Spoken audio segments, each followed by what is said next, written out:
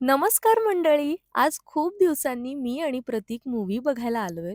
Movie संपल्यानंतर खूप भूक लागलेली म्हणून मस्त खायला ऑर्डर केलं आणि आज नक्की मी प्रतीकसोबत फिरायला आलीये की त्याच्या ऑफिसला आलीये हेच समजत नव्हतं.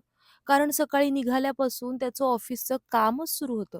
आधी फोनवर आणि आता लॅपटॉपवर आणि एकटी बसून मी इतकी वैतागलेली ना, की मला खुश करण्यासाठी प्रतीकनी माझे फेव्हरेट वॉफल मला आणून दिले आणि मग फायनली आम्ही गेलो शॉपिंगला आणि तिथे अचानक मला माझी बहीण भेटली आणि एखाद्या ठिकाणी आपल्याला आपली माणसं अचानक भेटली की एक वेगळाच आनंद होतो की नाही.